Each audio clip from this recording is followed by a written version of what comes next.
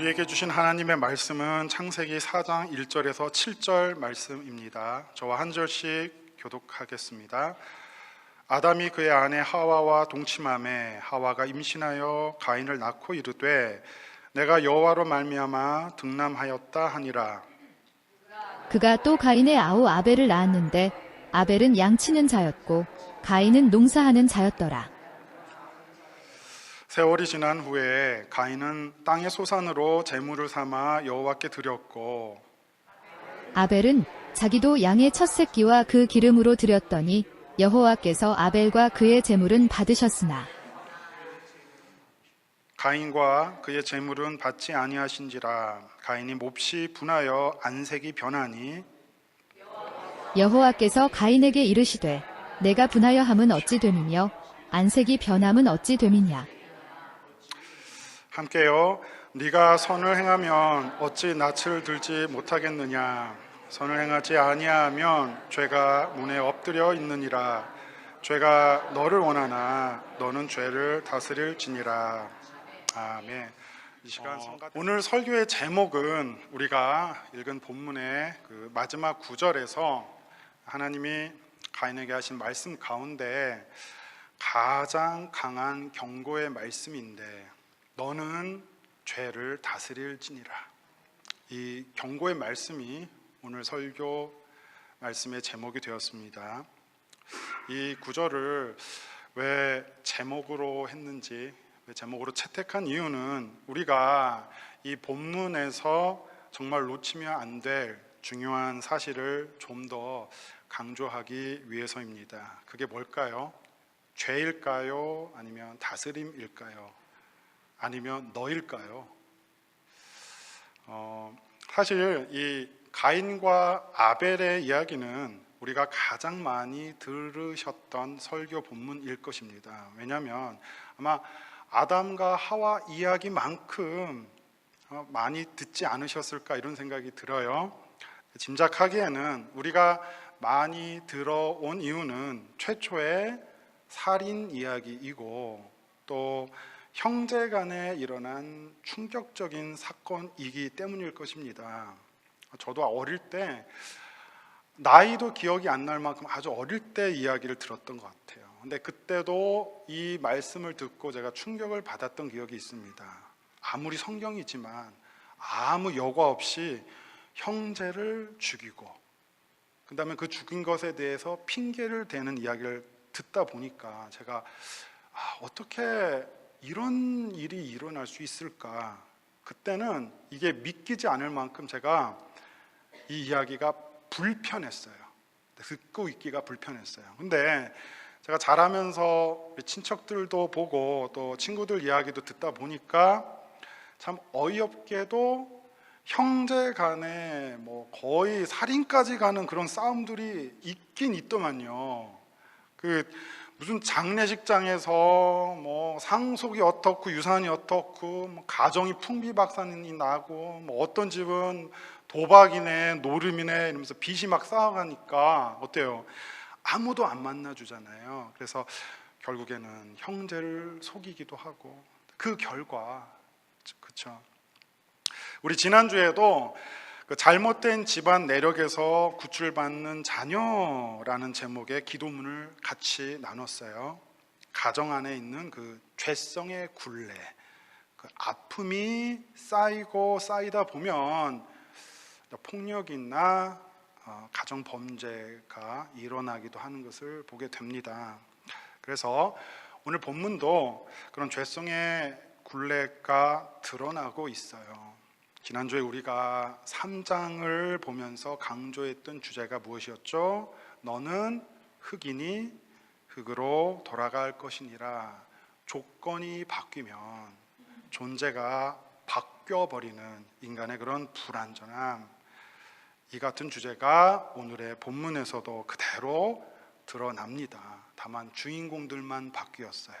자, 새로 바뀐 주인공들, 그들에게 조건이 어떻게 바뀌었죠? 에덴 동산에서 쫓겨난 자리에서 태어난 거예요. 그리고 땅이 저주를 받았기 때문에 두 가지의 선택을 해야만 했습니다. 땅을 열심히 개간하고 하루가 멀다 그 엉겅퀴와 가시나무를 제거하든지 아니면 땅과 관련이 적은 다른 생산적인 일을 하든지 해야 합니다. 아벨이 이걸 선택한 거죠. 자, 그럼에도 이런 조건 가운데에서도 하나님의 은혜는 주어지고 있다는 사실을 우리가 발견하게 됩니다. 쫓겨난 자리이지만 아이를 낳게 하셨고 생육하고 번성하고 충만하고 다스리라는 언약은 여전히 이루어지고 있습니다. 땅에서 소산을 얻게 하셨고 또 하나님께서 아벨의 제물을 받으셨다라고 하는 그 사실은 하나님께서 여전히 언약의 그 관계를 신실하게 지키고 계심을 보여줍니다. 자, 그런데 오늘 본문에서 최초의 인간의 공동체, 이 죄성의 굴레를 가장 잘 드러내는 장면은 예배를 통해서 일어난 싸움이에요. 이 죄의 뿌리는 어디서 시작했을까요?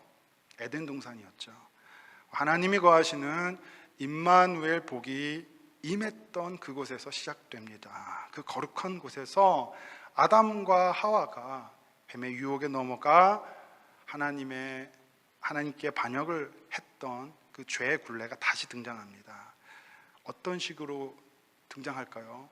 가인과 아벨의 갈등도 그들이 하나님에 대한 스스로의 판단에서 시작합니다. 아니, 하나님이 누구는 받으시고 누구는 받지 않으시고 하나님의 처신이 불공정하다는 판단이 서게 됩니다. 그래서 많은 설교가들이 하나님의 처신에 대해 답하려고 애써 왔습니다. 그래서 흔히 내린 결론은 이런 겁니다. 하나님은 정의로우신 분이니 가인의 재물에 분명 어떤 잘못이나 부족함이 있었을 것이다, 이런 식으로 이해를 해왔습니다. 자, 그런데 놀랍게도 본문을 직역을 하면 하나님이 재물을 받으셨다 혹은 안 받으셨다라는 표현이 원문에 없어요. 자, 그러니까 본문에서 사용된 단어는 샤아라는 단어가 쓰였어요. 근데 그 뜻은 단순히 봤다가 아니에요. 봤다로 쓰이지가 않아요. 쳐다보다, 주목하다라는 뜻입니다. 그런데 그러면 정확한 의미는 하나님이 아벨과 그의 재물을 쳐다본 것입니다.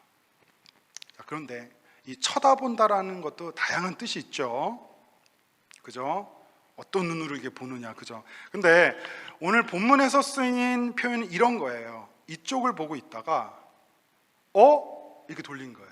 이렇게 본 거예요. 이렇게 돌린 거예요. 자, 아이들이 어렸을 때는 뭐 조그만 거 하나 이렇게 선물로 사주면 매우 기뻐하잖아요. 근데 얘네가 슬슬 커가면서 시시해해요. 그래서 웬만한 거 아니면 쳐다도 안 보죠. 그래서 야, 저 선물이다 이러면 거기 냅둬, 내가 나중에 볼게, 이런단 말이에요. 근데 그거 아이패드인데 이러면 아이들이 어떻죠? 쳐다보고 열심을 다해 포장지를 뜯고 기뻐하고 자랑하죠. 하나님이 이런 기쁨으로 바라보셨다는 의미입니다. 여러분, 하나님이 천지를 창조하실 때 가장 많이 하셨던 만족의 표현이 뭐였죠? 보았다예요. 보았다. 창세기 1장 4절부터 계속 반복해서 보시기에 좋았더라. 그죠?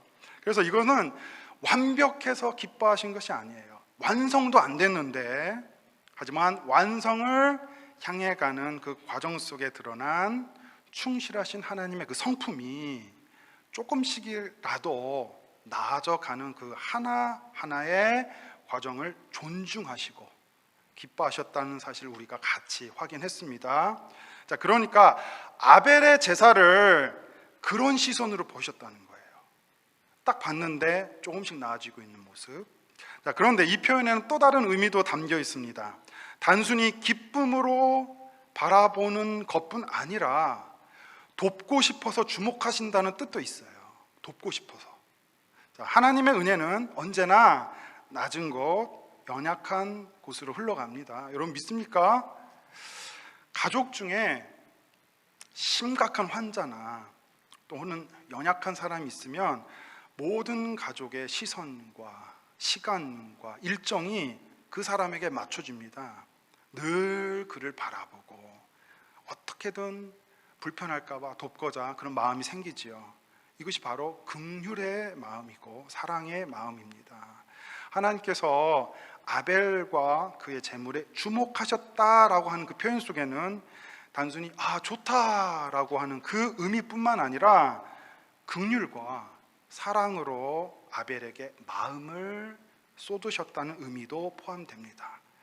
자, 아이들을 키우면 이 두 가지 시선을 우리가 다 같이 경험하게 됩니다. 그렇죠? 아마 여러분도 다 경험하셨을 거예요. 아이가 처음으로 일어나 걸으려고 하면 온 가족이 숨을 딱 멈추고 주목해서 보게 됩니다. 그죠? 그러다가 한 걸음 내디디면 어떡하죠? 환호하면서 기뻐, 저만 기뻐했던 것 같아요. 여러분 심각하신 얼굴로 계셔서 어쨌든 그런 눈은 아니시고 저의 눈이에요. 기쁨의 시선이죠. 자, 그런데 아이가 아프기라도 하면 어떻습니까? 자, 하던 것을 다 멈추고 다른 일을 할 수가 없어요. 늘 곁에 있어서 지켜보며 혹시라도 어떻게 더 힘들어지진 않을까 온 마음을 쏟아서 돌봅니다. 이것이 바로 긍휼의 시선이죠. 그래서 하나님께서 아벨과 그의 재물을 바라보셨다, 그러니까 받으셨다가 아니라 바라보셨다라고 하는 것은 바로 이런 두 가지 시선이 함께 담겨 있다는 뜻이에요. 이것이 본문에 나온 아벨과 그의 재물은 받으셨다의 본래 의미입니다. 그래서 오늘 문제의 핵심은 가인의 재물이 나쁜 애, 어떤 애 이런 데 있는 것이 아닙니다. 왜냐하면 가인에게도 그냥 내버려 둔 것이 아니었어요. 하나님께서는 주목하셨습니다. 그가 화를 낼 때, 이제 죄성이 드러나려고 할 때 하나님이 가인에게 주목하셨고 다가가십니다. 이것이 하나님의 마음이에요. 하나님은 가인이 죄에 넘어지지 않도록 다시 일어설 기회를 주시며 그를 향해 말씀하십니다. 그래서 오늘 설교의 제목이 바로 이 장면에서 나왔습니다. 하나님이 가인에 대한 관심과 주목이 가장 잘 드러나는 그 순간이 너는 죄를 다스릴지니다 라고 말씀하시는 순간입니다. 그래서 이 말씀은 단순한 명령이 아니라 하나님의 은혜의 부르심이에요. 그래서 오늘 우리는 아벨의 예배가 무엇인지 그 의미와 하나님이 가인에게 하셨던 그 명령의 의미를 구체적으로 살펴보려고 합니다. 우리 창세기 4장 1절 함께 읽어볼까요? 자, 시작. 아담이 그의 아내 하와와 동침하매 하와가 임신하여 가인을 낳고 이르되 내가 여호와로 말미암아 등남하였다 하니라. 이 구절을 바르게 이해하기 위해서는 먼저 문맥을 잠시 살펴보겠습니다. 창세기 2장 3장과 창세기 4장은 놀라울 만큼 비슷한 내용과 구조를 가지고 있습니다. 마치 거울을 마주보고 있는 것만 같아요. 여러분, 거울을 보면 똑같은 사람이 서 있는 것 같지만 정반대인 거 아시죠? 나의 오른손이 거울 속 사람은 거울 속 나죠. 거울 속 나는 왼손이 되어 있고, 그죠? 나의 오른 눈이 거울 속에는 왼쪽 눈이 되어 있잖아요. 여러분 이해하시는 거 맞죠? 제가 지금 당황스러워요. 가끔씩. 자, 그래서 이걸 이게 정확하게 똑같은 게 아니라 포개지는 거잖아요. 겹치는 거잖아요. 그래서 창세기 2장 3장과 창세기 4장은 똑같지는 않지만 이렇게 겹치는 부분이 많습니다. 그래서 학자들이 이 두 본문을 주제적, 구조적, 평행 본문이라고 부르기도 합니다. 그래서 4장에 생략된 내용을 2장, 3장의 패턴을 보면서 우리가 찾을 수가 있어요. 자, 본문을 한번 볼까요? 하와가 아이를 낳고 내가 여호와로 말미암아 등남하였다라고 고백합니다. 자, 우리말 성경에서는 등남이라고 표현되어서 그냥 단순히 아들을 낳았다라는 의미로 이해되지만 원문을 직역하면 하와가 얘기하는 거예요. 내가 남자를 얻었다라는 뜻입니다. 와, 이게 도대체 무슨 뜻일까요? 이것은 창세기 2장 23절의 패턴을 반영하고 있습니다. 2장 23절 읽어볼게요. 이는 내 뼈 중에 뼈요 살 중에 살이라. 이것을 남자에게서 취하였은즉 여자라 부르리라. 우리가 이미 앞에서 살펴봤던 것처럼 이 말은 여자가 남자의 부속품이라는 뜻이 아니에요. 그렇죠? 내 뼈에서 나온 뼈다. 진짜 뼈다.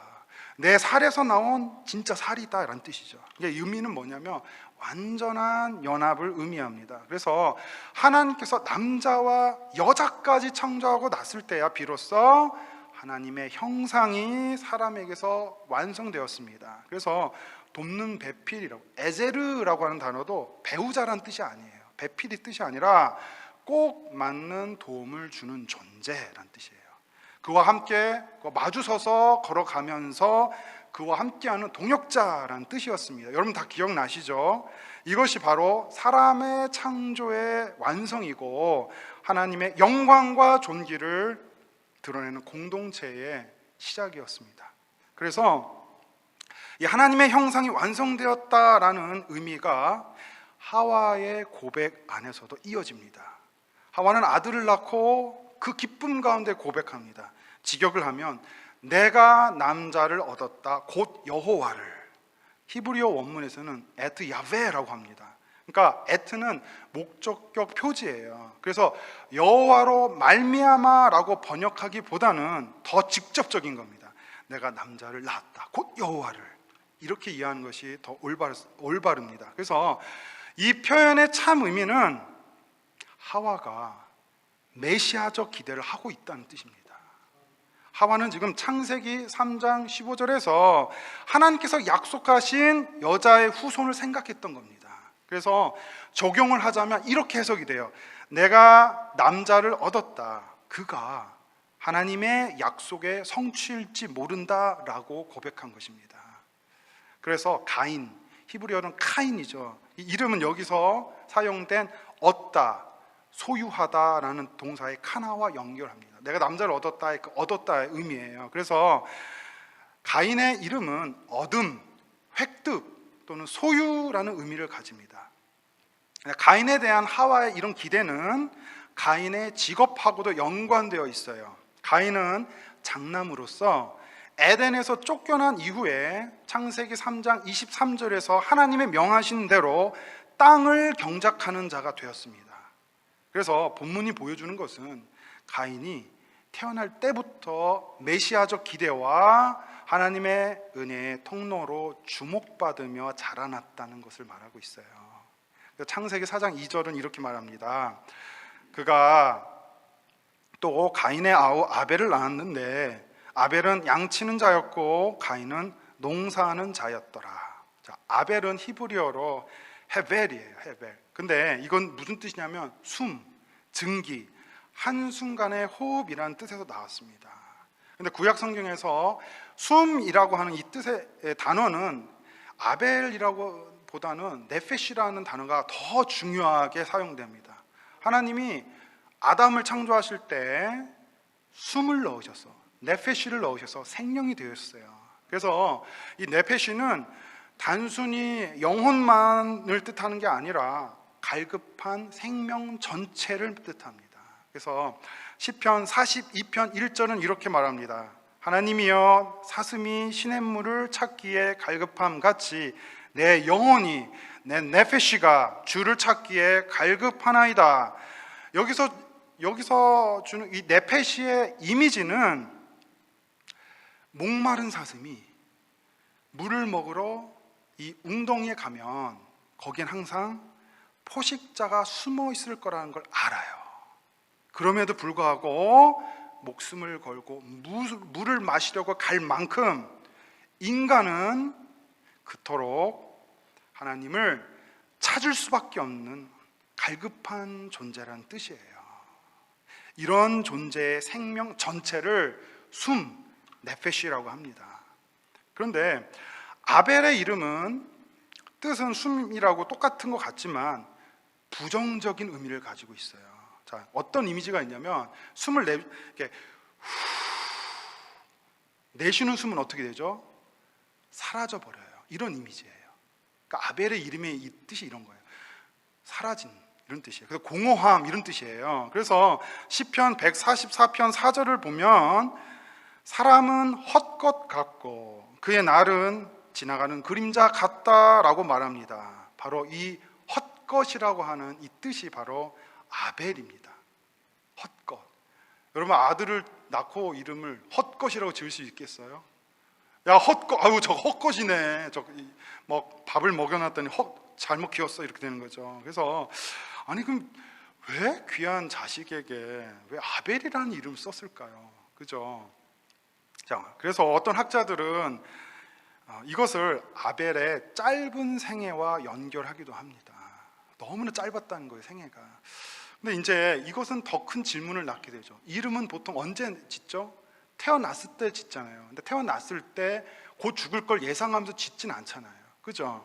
그러니까 금세 죽을 것을 미리 알고 붙였다고 볼 수는 없는 겁니다. 그래서 여기서 더 중요한 것은 가인의 이름과의 대조입니다. 가인의 이름은 얻었다예요. 획득. 근데 아벨의 이름은 없음, 허무 이런 거죠. 그래서 본문은 처음부터 이 형제 이름부터 벌써 뚜렷한 대조를 보여주고 있습니다. 그뿐만 아니라 본문은 직업도 대조시키고 있습니다. 아벨은 양치는 자였고 가인은 농사하는 자였더라. 가인은 창세기 3장 23절에서 심판 이후의 소명과 직접 연결됩니다. 그래서 가인은 아담의 첫째 아들로서 기대되었던 그 삶의 길, 장자로서의 그 책임, 노동을 통한 생존 이런 것을 그대로 이어받았다고 생각하시면 됩니다. 그런데 아벨은 아버지의 기대를 따르지 않고 새로운 직업 영역을 개척했던 겁니다. 새로운 직업을. 그런데 하나님은 누구의 제사에 주목하셨다는 겁니까? 아벨이에요, 아벨. 그래서 본문이 여기서부터 이제 강조하는 바가 어떻게 되냐면 아벨을 바라보는 하나님의 시선과 아벨을 바라보는 그 가인의 시선이 이제 충돌하기 시작해요. 자, 창세기 4장 4절 말씀을 보겠습니다. 아벨은 자기도 양의 첫 새끼와 그 기름으로 드렸더니 여호와께서 아벨과 그의 제물은 받으셨으나 아벨은 양의 첫 새끼와 그 기름을 드렸습니다.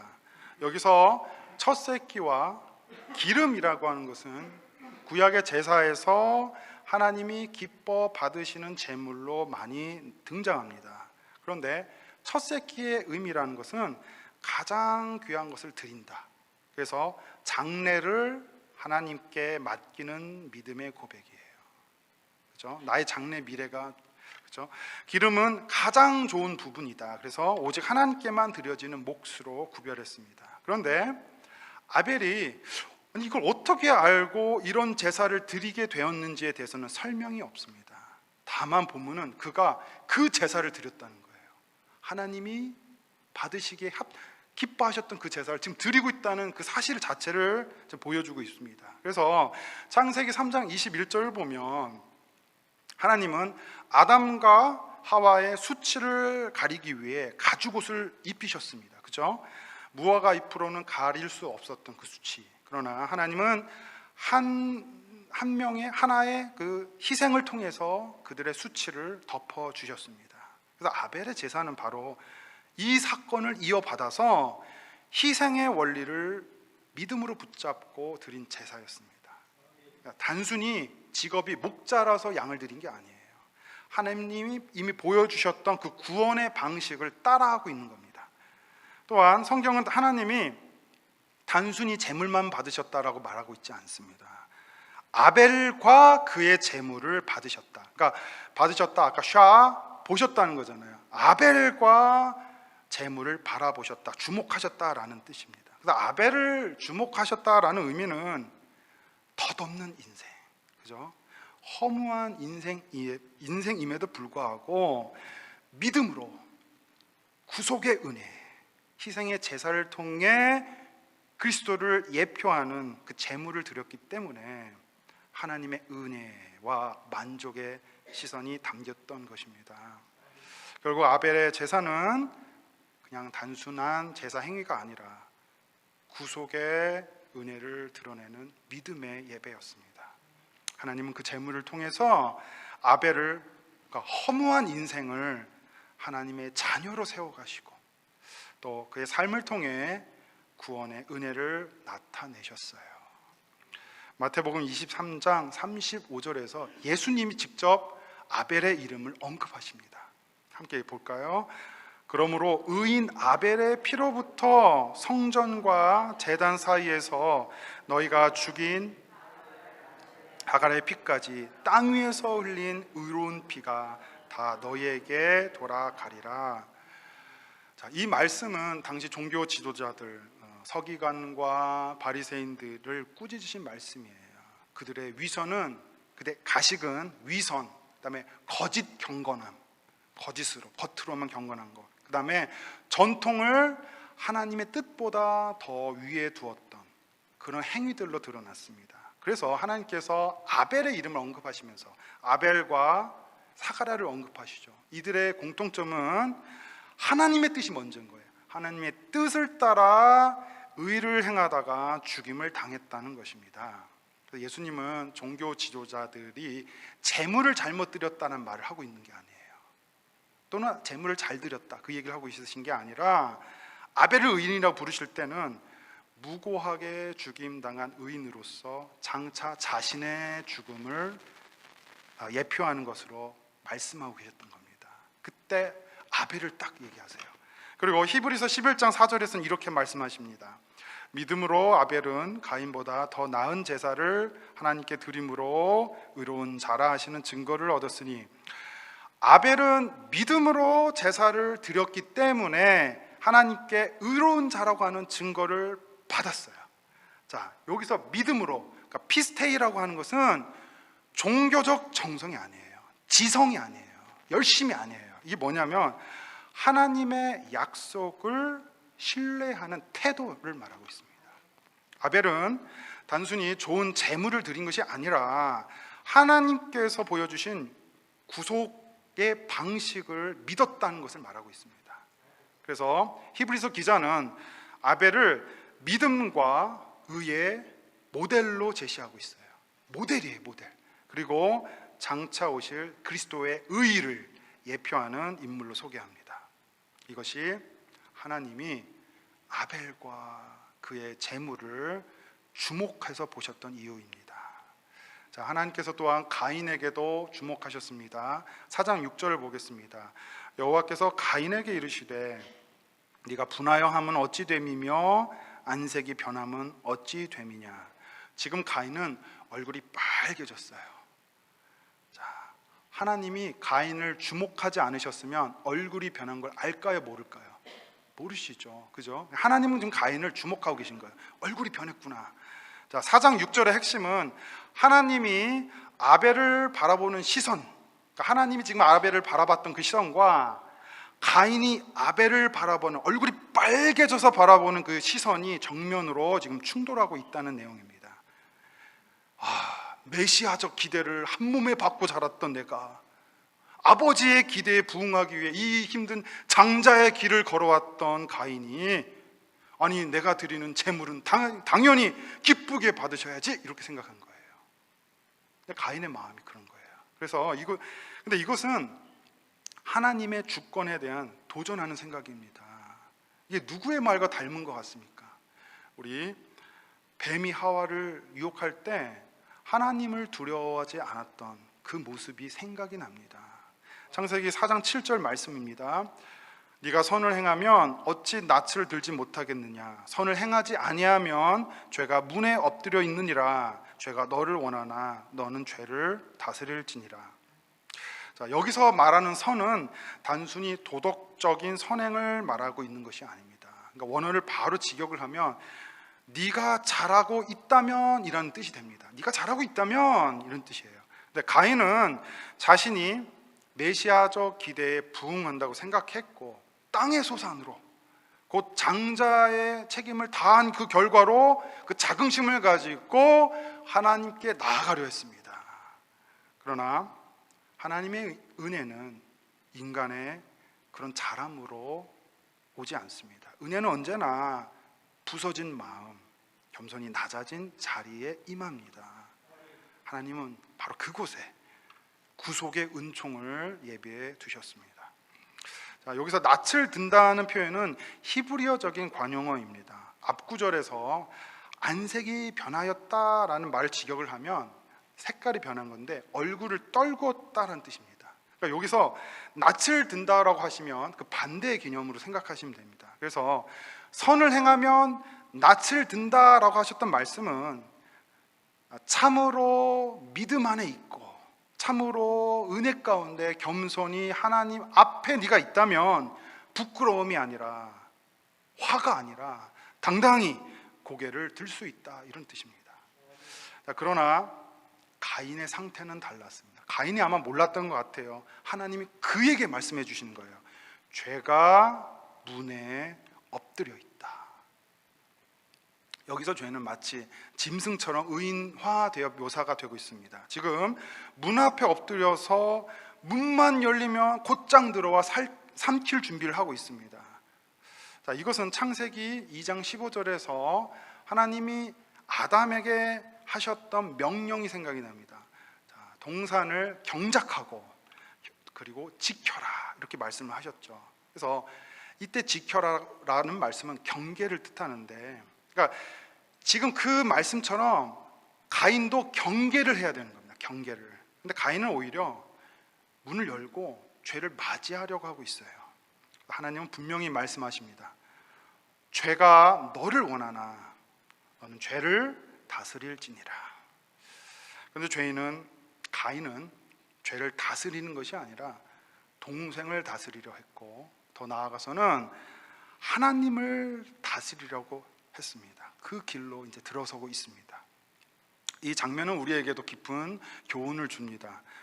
우리 역시 공동체 안에서, 믿음의 공동체, 또 가정의 공동체, 또 직장의 공동체, 여러 공동체 안에서 하나님의 시선과 나의 시선이 충돌할 때가 있습니다.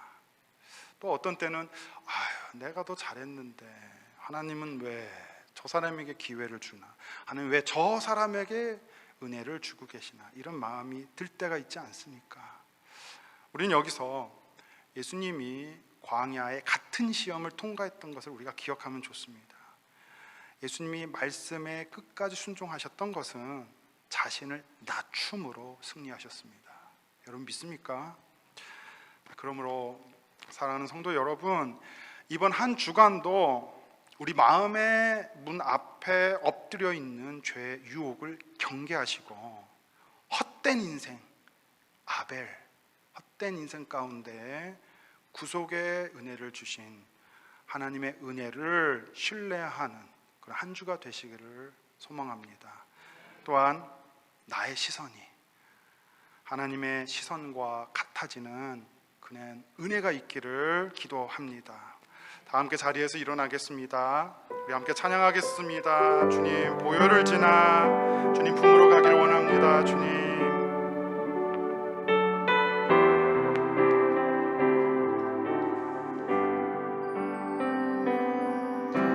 보혈을 지나 하나님 품으로, 보혈을 지나 아버지 품으로, 보혈을 지나 하나님 품으로 한 걸음씩 나가네. 보혈을 지나 주님, 보혈을 지나 하나님 품으로, 보혈을 지나 아버지 품으로, 보혈을 지나 하나님 품으로 한 걸음씩 나가네. 주님 존귀한 주 보혈이 내 영을 새롭게 하시네.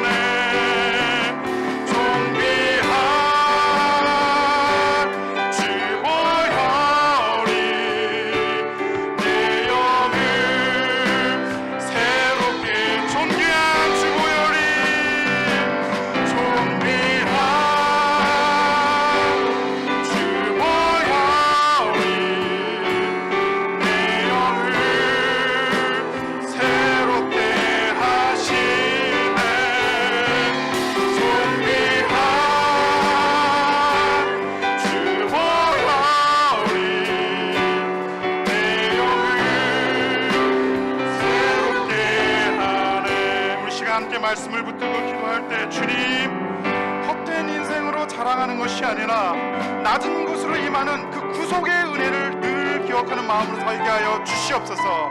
나의 시선이 주님의 시선과 같아지길 원합니다. 우리 주여 한번 고백하며 주님 앞에 나아가도록 하겠습니다. 주여, 그렇습니다. 주님, 하나님, 나의 시선이 주님의 시선과 같아지길 원합니다. 내가 있는 이 공동체 가운데서 하나님 주님의 시선으로 바라볼 수 있는 은혜를 더하여 주시옵소서. 헛된 인생을 자랑하며 나를 드러내는 것이 아니라 오로지 주님의 구속의 은혜를 믿고 나아가는 믿음을 더하여 주시옵소서. 사랑하는 우리 성도님의 삶 가운데, 사랑하는 성도들의 은혜, 하나님 모든 하나님 직장과 하나님 모든 관계 가운데 하나님 은혜를 더하여 주셔서 구속의 은혜가 나아가기를 원합니다. 낮은 곳으로, 부서진 곳으로 유리한 인생 가운데 임하시는 주님을 기억할 수 있도록 지어 붙들어 주시고 하나님 합리하며 하나님 그 마음 가운데 축복을 더하여 주시옵소서. 하나님, 우리가 믿고 나아갈 수 있도록 하나님 은혜 위에 은혜를 더하여 주시옵소서. 그 모든 우리 삶 가운데 충만함으로 주님 앞에 나아가게 하여 주시옵소서. 사랑의 하나님, 은혜를 진실로 감사합니다. 하나님, 먼저 간과 합기는 하나님, 우리가 있는 이 공동체 가운데, 우리가 있는 가정과 사역과 하나님 모든 직장과 모든 환경 가운데서 내가 주님의 시선을 바라볼 수 있는 은혜를 더하여 주시옵소서. 내가 하나님 정말로 헛된 인생을 자랑하며 하나님 주님의 구속의 은총이 아닌 하나님 우리를 드러내는 자리에 있다면 하나님 그 모든 자리에서 유리한 인생 가운데 오신 주님의 그 구속의 은혜를 바라보는 하나님 그런 믿음을, 은혜를 더하여 주시옵소서. 지금은 우리를 죄와 사망에서 구원하신 우리 주 예수 그리스도의 은혜와 하나님 아버지의 크신 사랑과 성령님의 교통하시고 위로하시는 은혜가 이 자리에 오늘 함께 모여 예배드린 성도들의 삶 위에, 그 가정과 일터와 교회 위에, 그리고 주님의 복음을 기다리는 온 세상 위에 이제부터 영원토록 함께 할지어다.